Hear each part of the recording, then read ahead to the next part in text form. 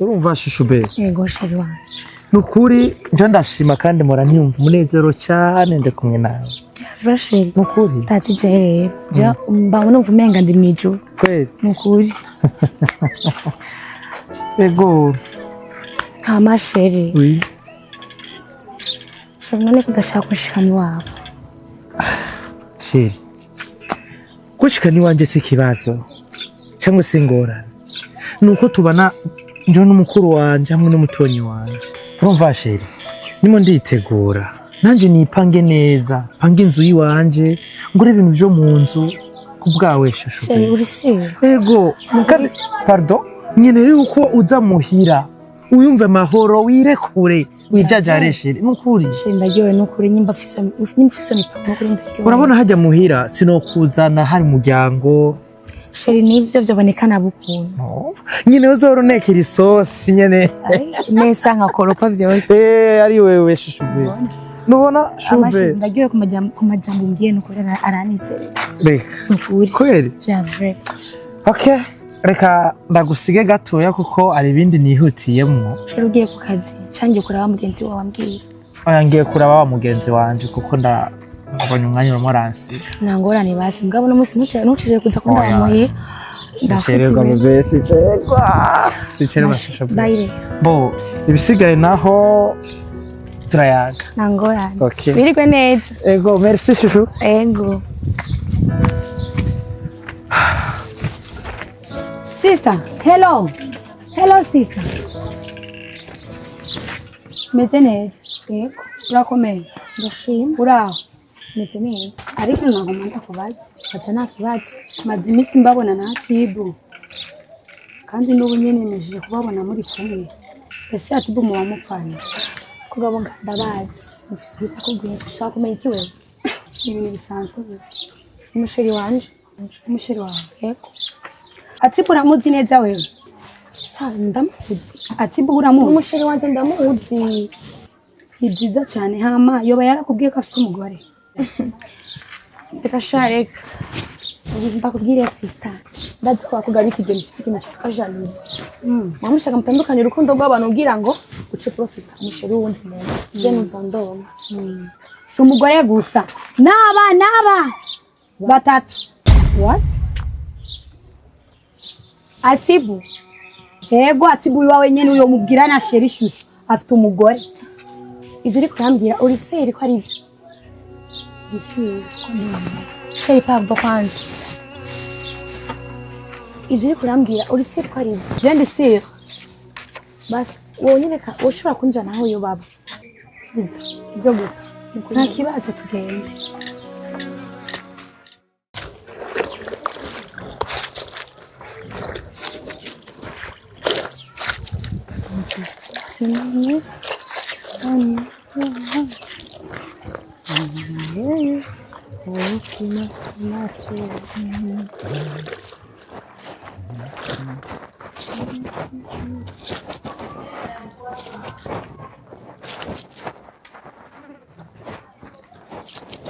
Bébé? Yaje. Ma chérie. Ma chérie.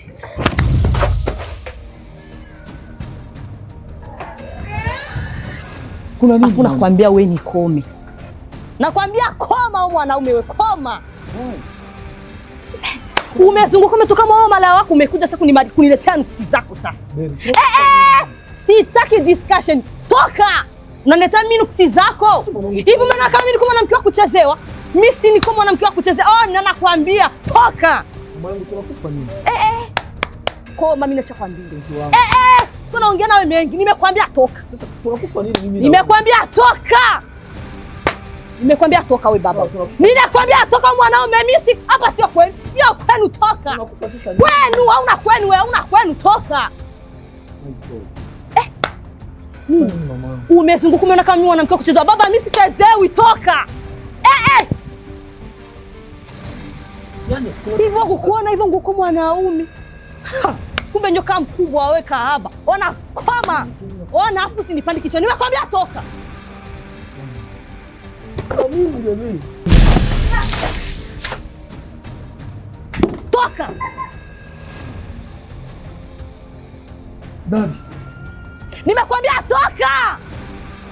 Toka! Toka. Ona kwenu. Toka! Na ukome kurudi hapa sio kwenu, wana mimi na wewe Aisha. Tena unikome, mala mkubwa wewe. Umehangaika umekosa na wakiwa kuchezea mimi wakiwa kunichezea mimi. Kachezea wengine wenyewe umeona huko.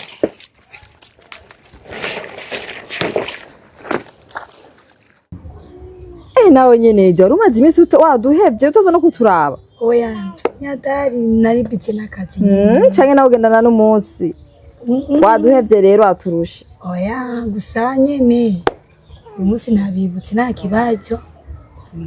Hama ati papa w'abana yuba ari ngaha. Oya si hari yagiye ku kazi. Si hari. Yego. Hama twamubuze ku isoko urazi ko dandaza ibirato rero uyu mugenzi wanje yashaka nyine uturato nari namubwiye ko mfise umugenzi abidandaza. Bambwiye ati rero ayo mahe niyo twara hani ndafise umugenzi atudandaza twiza. Yagiye ku isoko nimba mwamubuze nawe bagiye kurangura.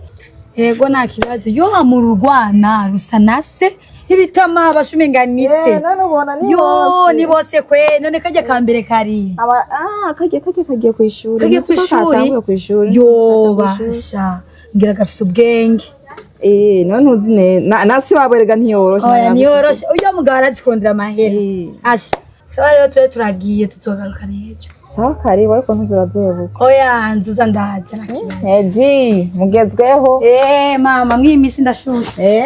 Yego ntimuturire gusa.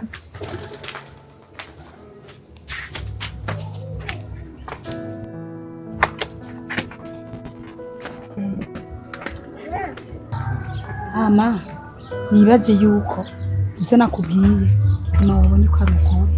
Kuri nibaze wakwibone sikuvuga ngo nurusa wabyiboneye vuba. Rero kuri yo gufata umwanzuro kavuga ati ndabigenze kuko umukobwa niwe abonye igikwiriye n'ikibereye. Sivyo wabibonye nibaze yuko ataruhendo rurimo. Amagenda agiye tuzosubira. Sawa rero tuzobana n'ikindi gihe.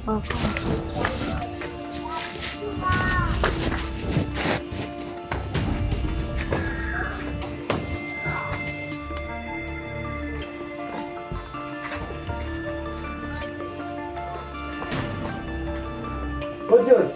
Mama bebe. Karibu shehe. Shosho bebe. Karibu. Muvana bushe mwe kwiye. Tena horo. Bebe, muvana bushe kwe. Birabone. Bega abana bose bari. Lodi yagiye ku ishuri. Sinzi nawe sinzi ahari. Basi kumwe na Sharafi gusa. No usina kujya saa sita. Shirinzi ko atacasikiye. Ngo mbanduhuke. Urakoresha ya arabukuru bigenda. Hama ntaribagirwa. Hari abantu bari baje kurondera ngaha. Harimo n'umugenzi wanje ngo yarazanye umukiriya. Kandi gushora ibirato byinshi. Reka nawe bakiriya baraturahurira ku isoko. Nubizi ibintu by'isoko yuko bigora. Sawa reka basi nagenje kuraba kwanza ibyo nosoma kubera ndagutegurira imfungu. Sawa nagora. Reka mbe ndinjira mu cyumba bisigaye. Ndamugusigira. Oya. Sare.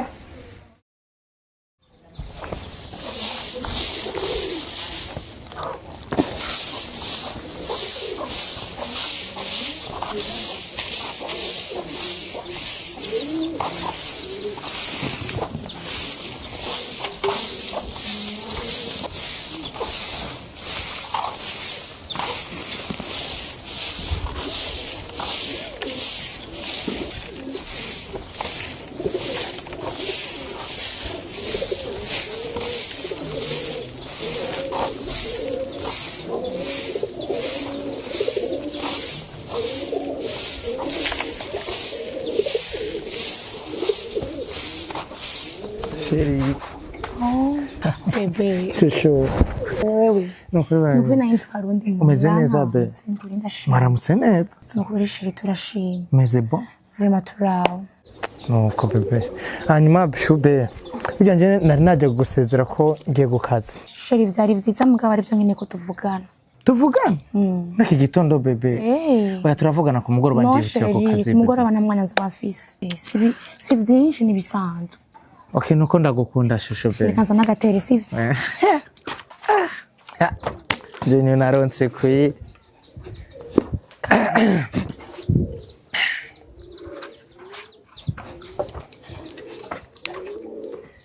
Sheri kanza nzanye. Ego. Ariko rero harancereje ku kazi pe.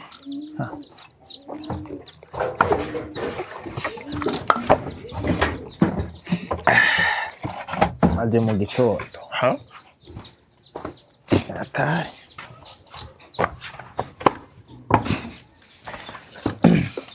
Bebe, wishimye. Nyo nkunda kunywa amazi yo mu gitondo kuko yarafasha mu mubiri Sheri sana. maze ko kenshi nongeso yawe. Mama, papa na mama bamaze kuja ku kazi. Mama niwe yagiye, papa mugabo arashakana. Hama Sheri. Muhira barakomeye. Anje ameze neza, meze bon. Ndikomeye. Ndakomeye ndaho. N'abana. Sheri, ibyo bintu bikoye. Ntabanga riri ngaha ku isi. Ego barakomeye. N'umugore wawe.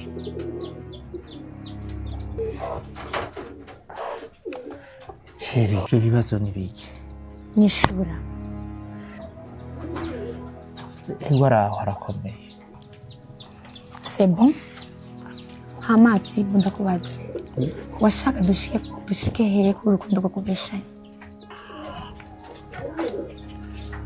Sheri. Ntagomba ndakubwiza ukuri ahubwo habaye nko gutamenya. Gutamenya iki? Gutamenya ndakubwiza ukuri yuko ufise umugore n'abana ariko Sheri ico kintu ndashobora kugisabira ikigongo. Ntavyo imbabazi.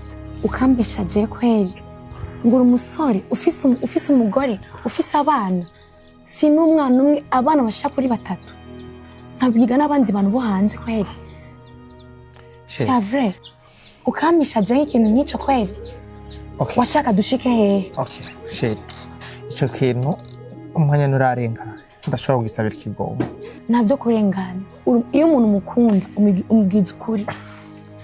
Imagine umaze kumbesha ikintu nk'ico. Mbega ibintu byose umaze kunkoresha umaze kumbwira.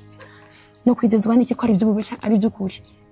Sheri mbabarira. Ku rukundo ndagufitiye vraiment. Misi yose kujya ku kazi muranca ngaha kubera ndagukunda. Ibyo ni bisanzwe. Ibyo ni byo nkanga. Ibyo ni bisanzwe. Kumbe uri umubeshi nkuko. Uri umu escroc nkuko vraiment. Umbeshe jewe. Ndabiga n'abandi bantu vraiment. Ukambesha ngo uri umusore. Kweri. Sheri. Ati. Sheri sinakubeshe. Ahubwo habaye nkuko nyenda bikubye ati habaye nkuko utamenya. Nikindi naco nabonye nkaho ndakubwiye ko mfise umugore n'abana. Utonyemerera. Kandi utonkunda nkuko nkunda. Sawa rero. Wabonye ko nokomerera. Ubu rero ndakwanyise shaka urukundo kandi nawe we duhebane. Bikumariye iki? Sheri. Sindi shavu. Ndagusabe umbabariye. Urukundo rwacu rubandanye. Kuko by'umuryango wanje by'umugore hamwe n'urukundo rwacu nibijanye. Umvira izatibo ntavyo urukundo ko gobanda urukundo rwaje uno musi nyene. Je nabirahetse. Vuze ngo turi nganye je nabirahetse. Umbeshe ngo ngura umusore. Sheri mbabarira. Ntavyo imbabazi. Ndagusabye mbabarire Sheri. Ntavyo imbabazi. Warambeshe vyarahetse. Sheri nukuri iryo shavu ryawe nirishike ngaho ndabigusabye. Ego njo ndakwemereye ko mfise umugore n'abana 3. Ndavyemeye. Umaze kumbesha kuri ivyo. Mbega ibindi vyose umaze kumbwira. Navyo musana igiko byo bari ukuri vyose. Sheri mbabarira pe. Ntavyo imbabazi. Nukuri vraiment ko rukundo ndagufitiye. No, ntavyo rukundo. Umuntu umukunda umubwiza ukuri. Urumva? Shusho. Ego habaye. Nkuko nyene mejeje kubikubwira ko habaye kutamenda gusabye mbabarire pe. Ntavyo asori ngaho. Ahubwo icyo nakubwira cyo genda. Sheri. Ugiye ku kazi genda nuceka. Ako kazi kuno munsi ndafuma ndagahagarike ariko twumvi. Fata inzira ugende. Sheri.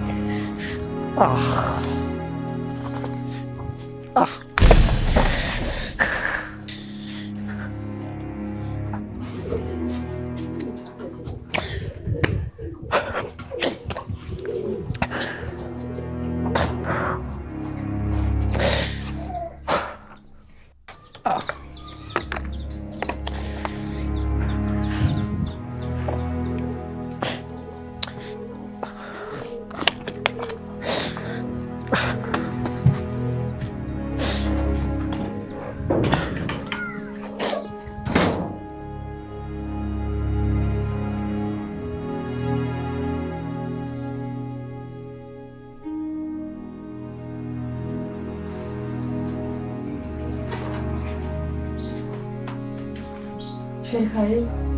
Good. Usisambara. Sheri. Chikunkanzi. Niyo mpamvu wahamagaye abagore kuri abagore muragorana. Umuregere ibibazo vy'ivyumviro vy'ucu. Ntukagenda mu vy'urugimo ivy'ugiyemo. Kuramutsa gusangize nabi. Ivyo bibazo vyawe uzurabisiga ku kazi.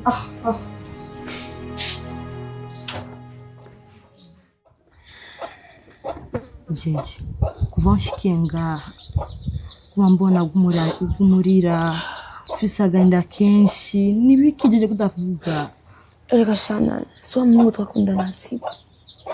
Nakoze iki?